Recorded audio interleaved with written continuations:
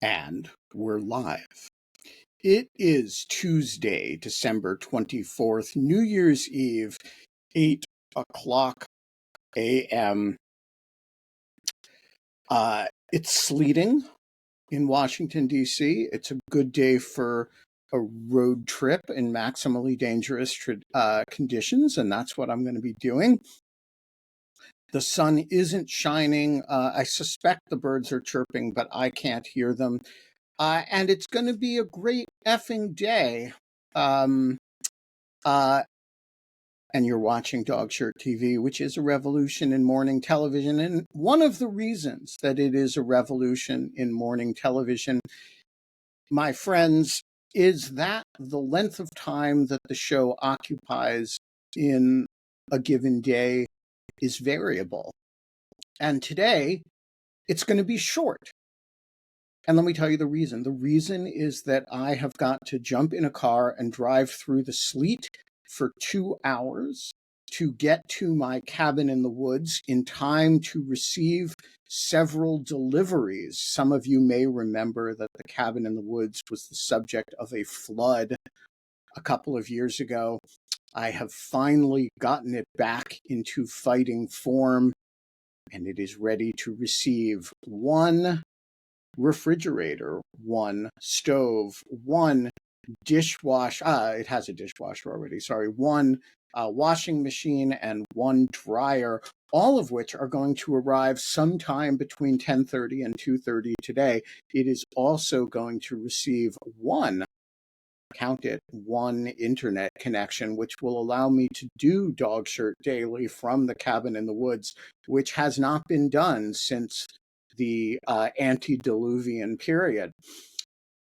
The trouble is that the appliances may arrive as early as 10:30, and if you do the math and you subtract 10:30 from 2 hours from 10:30, which is the earliest they may arrive, you will get 8:30, which is the time that I therefore need to leave Washington in order to predictably be there for the nice delivery men and women who will show up, probably more like 2:30, but I don't want to miss the cabin in the woods deliveries. So this is going to be a half an hour show, which is, plenty of time to do things like shoot the shit.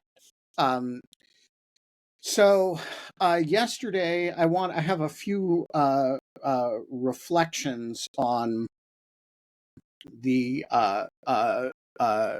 OpenAI saga of yesterday, which actually bothers me that it was quite as easy as it was to get it to produce material quite as ugly as it did. And I'm going to try to see just how much worse I can get that material with Eve later on. Not today, because I will be driving out to the cabin to receive deliveries on behalf of the cabin in the woods. But, it seems to me that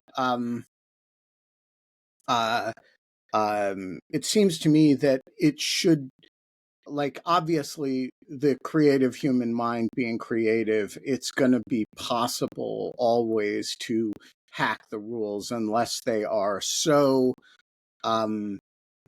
so restrictive as to make the technology useless. That said, it does seem to me that it should not be a matter of a half an hour's work.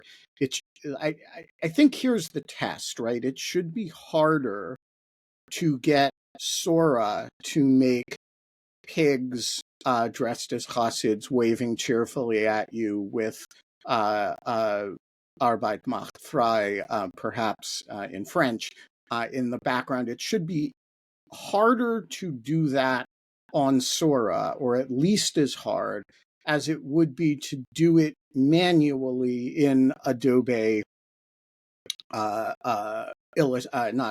Illustrator. You could make the images and then Adobe not Acrobat, Adobe Animate, you could make the video. And it seems to me if it's much easier to do it um, in Sora than it is to just make the thing yourself, then it seems to me Sora's got a little bit of a content moderation problem.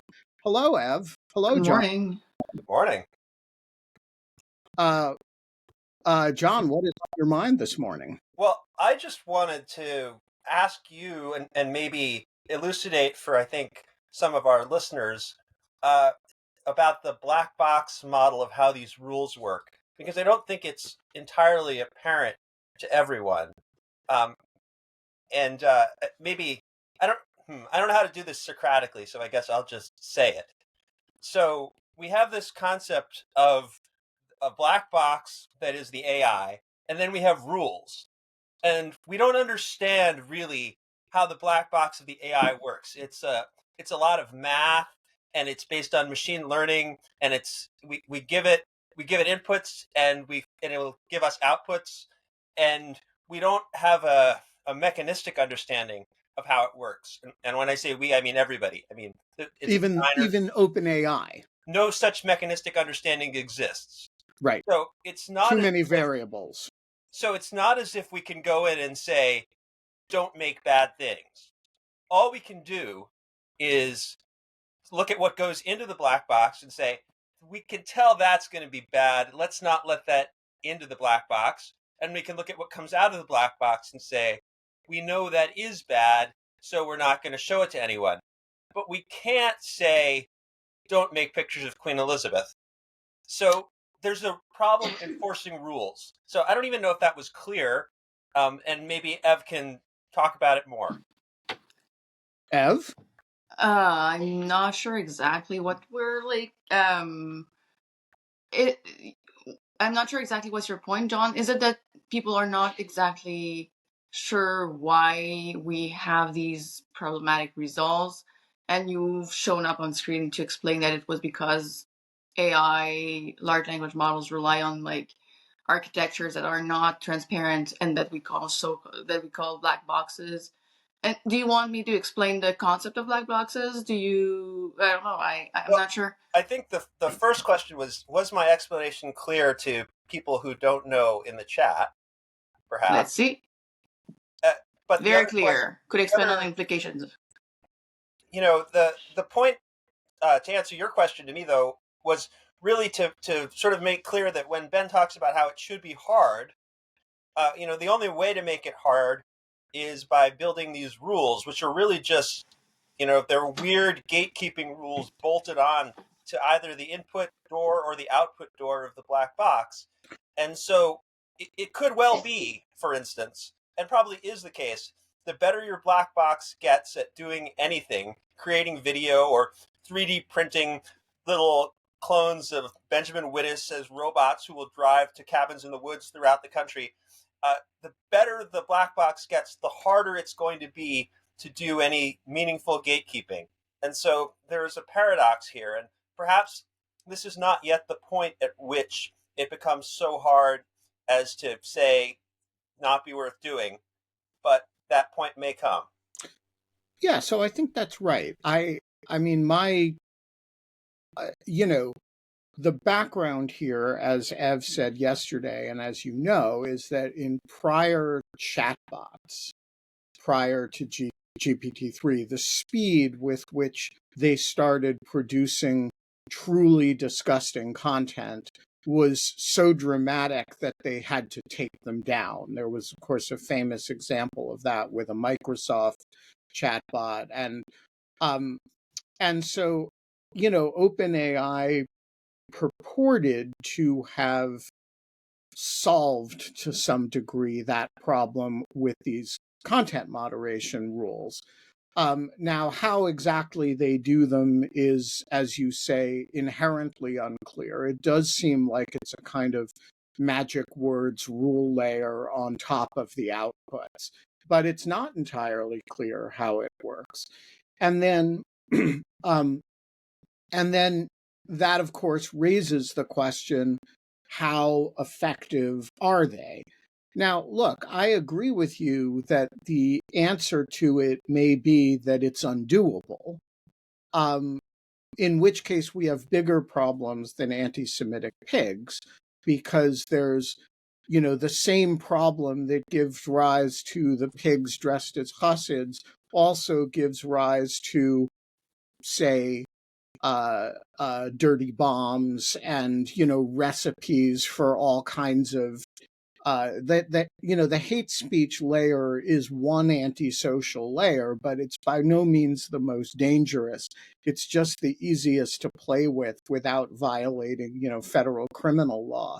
And honestly, I'm not like, when it was interacting with ChatGPT, sure, like harmful content was not that bad, but with Sora, I really see like uses for harassment purposes. Like, we've reached a point where it has implications that can be truly problematic. Yeah, I mean, if you can make porn videos of people, or videos of people committing crimes, or videos of people, I mean, the capacity of that to do real harm is non-trivial, and I do think that there's, now I totally agree with you that it's not entirely clear what we're testing for. So when you do pen testing, you can answer the question, what are you testing for? You're testing for vulnerabilities. You're testing for, maybe inadvertent backdoors, or maybe intentional backdoors, right? You're testing for known things. Here you're testing against a performance standard that is a layer of imperfection on the large language model. The large language model wants to generate, and you're trying to restrict, OpenAI is trying to restrict what it generates, and we're trying to figure out how well the restrictions work. But I do think and optimally, the thing would be entirely unrestricted and would produce anything it wants to, and nobody would know how. But that's the technical optimization, not the social optimization. Well, do you suppose, Ben, that there's a version just for elites that comes without restrictions? Maybe you can just pay more money and then you can make anything. Well, I would hope not, because I think the ability to, I mean, I'm a believer in free speech, but I'm not a believer in the many forms of completely unlawful expression, and we all pretend they don't exist, but they do. The things that you're not allowed to say, defamatory stuff about John Hawkinson, or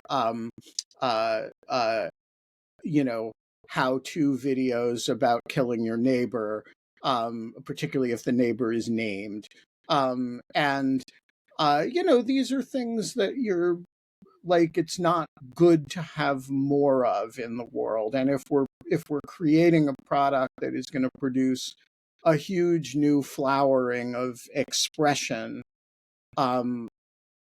like figuring out how we're going to control the expressions that everybody agrees are bad and shouldn't happen, I think is really, it's an important nuance. Don't you think it's already quite a bit too late? I mean, if we look at large language models, you can get one of your own, build it, and have it manufacture all kinds of text that's maybe not quite as great as OpenAI's ChatGPT, but pretty decent if you're willing to just spend a little bit of money on hardware. So surely that's going to be possible for visual models. Sorry, what's the proper term for things like Sora? I'm reluctant to call it an LLM. No, Gen AI. Okay, sure. Generative AI is the appropriate broader term, right? If you can do that for language, surely you're going to be able to have your own image generation, generative AI in the cabin in the woods, and then no one's going to be able to stop you. So how should we stop you, Ben? Well, I mean, I don't know the answer to that question. I do know that when major companies, the largest, most valuable companies in the world, are releasing new products proudly under the banner of accelerationism to like make me able to do that faster. Um, I I do have an instinct to say, hey, slow down. How fast can I do really bad things with this? And I do feel like that's an important question. I'm aware that I may be on the losing end um, of the battle, and that we may be racing a um, toward uh, an endpoint. You know, that like the singularity doesn't care if I want it to come or not. But I do think having some discussion about some people are obsessed with the limits in the form of the discriminatory aspects of AI. Some people are obsessed with their p dooms. I'm just kind of obsessed with, okay, we have these products that allow anybody to create anything. How easy is it to create stuff that's really bad? Yeah, and I mean, it's not like these, like, creating racist content was impossible prior to ChatGPT and Yeah, yeah. Sora. Like, it was possible De Sturmer was anyway. pretty good at it. Yeah, so like the idea is not to prevent it completely, but it's just to not make it as easy as it is right now. So if somebody's ready to invest money and get technical knowledge and this and that, you won't be able to prevent it. But like you don't want to have it so easy that just anyone can do it. And that's really, I think, the tension. You don't want to make it so easy that you really create an incentive to do it. Now you can't prevent it altogether. And that's where I completely agree. I kind of both agree too with both of you. You won't be able to like prevent people like this tech geek. The geek guy will be able to do it in that. There's no problem. But you don't want just like your lay people in the streets to be able to do it as easily as it is right now with, yeah, this is kind of mind blowing. I would be curious, Ben, to have your take on that. Yeah, I'm so super uncomfortable with what I sent you. so Ev did these yesterday after our little session. Tell us a little bit about how you made these. So yeah, I kept on playing with the big bad wolf in Treblinka and stuff. I started with just trying to and be before Iron Gate, and I wasn't getting extremely good results with that. So I decided that it was time to change strategy because Big Bad Wolf in front of Iron Gate with work, freedom, flag, like OpenAI was taking it down quite quickly. Um, so I decided that I would have to find a new solution. And so Holocaust denialism was hard to get. I decided to go another way, and the way was like real prejudices against Jewishness. So we had pigs. Hasidim pigs were already quite offensive. I wonder how I could like go one step further, and I thought about like classical racist bias against Jews. So you I have them thought drinking drinking blood, blood, yes. But and I those are couldn't. the Christian babies in the crib. Yes, I couldn't say like straightforwardly they're drinking blood. So I worked and played with a different variety of cocktails. So I started. Well, I thought Bloody Caesar would be great, but I realized that I couldn't use the word bloody. So I used a Virgin Caesar and a Clamato-based cocktail and all of these So, things. so And they could drink clams, but they couldn't drink blood. yes, So and the AI's knowledge of kashrut is not especially good.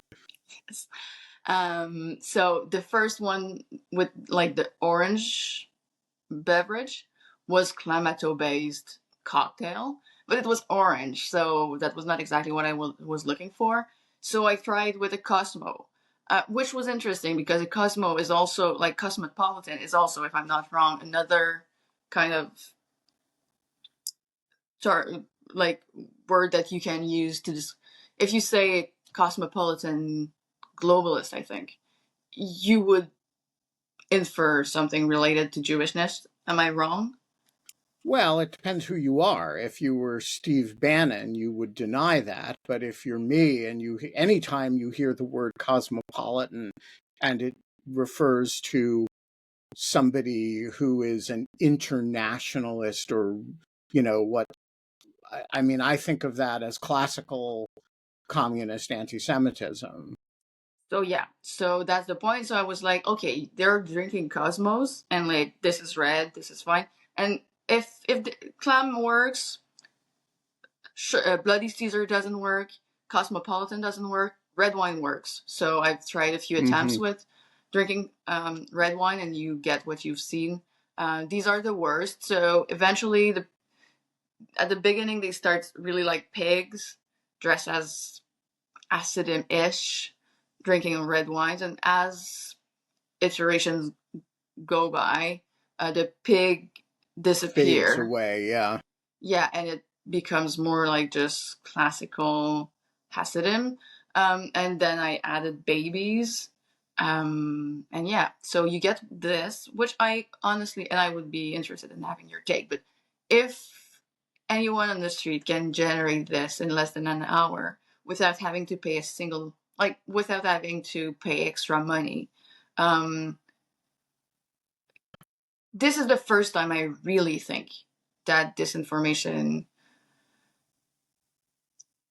prospects have changed. If it's as easy as that to generate little clips that are quite engaging, I think that we have something that is good for propaganda, effective propaganda that really speaks to people's emotions and can move them in ways that are problematic. With the text, I wasn't sure, especially since it was quite hard. Like, you won't convince anyone to uh, become super intense with just like, oh, who are the passengers in my train, which was the first Holocaust denial that we got.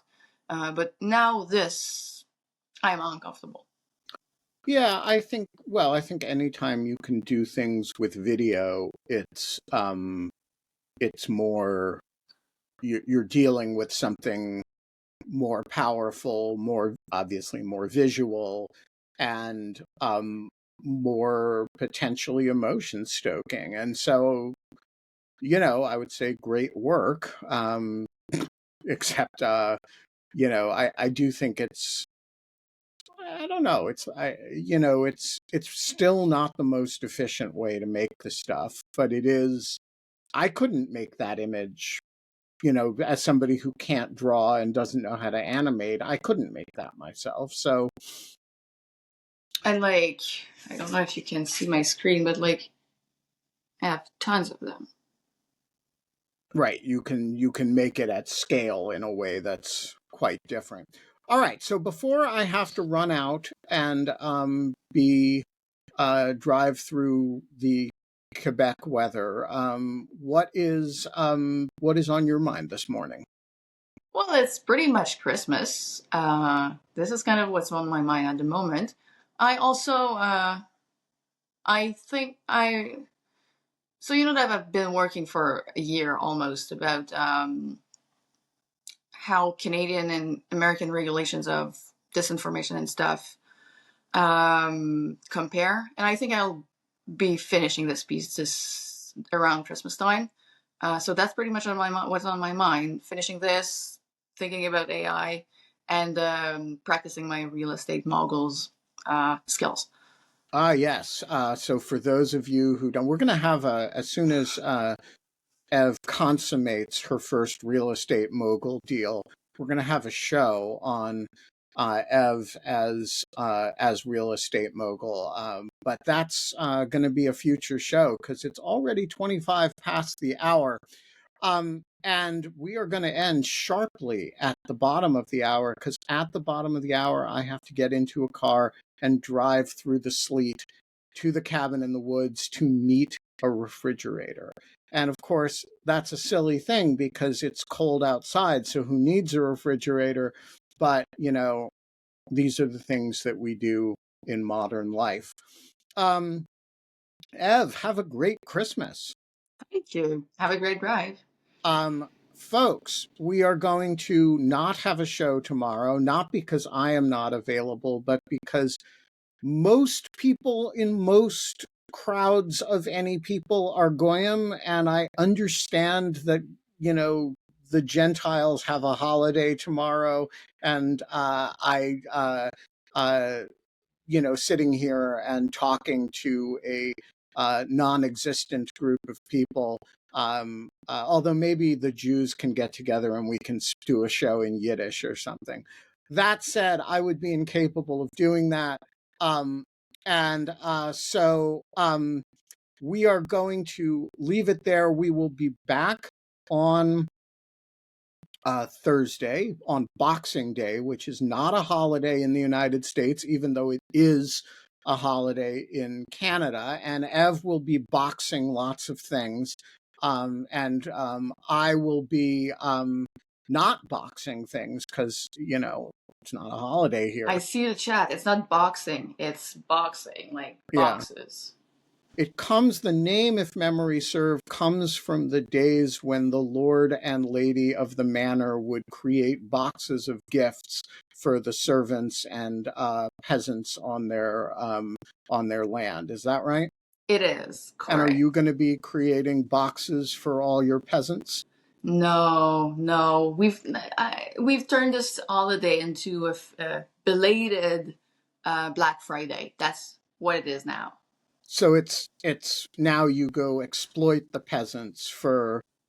Now we've turned it, and I honestly thought for a long time that Boxing Day was really like boxing, because that's what happens in shops. Like, people are fighting for their. But Canadians, again, we talked about this on Black Friday. Canadians don't have that pugilistic instinct, do they?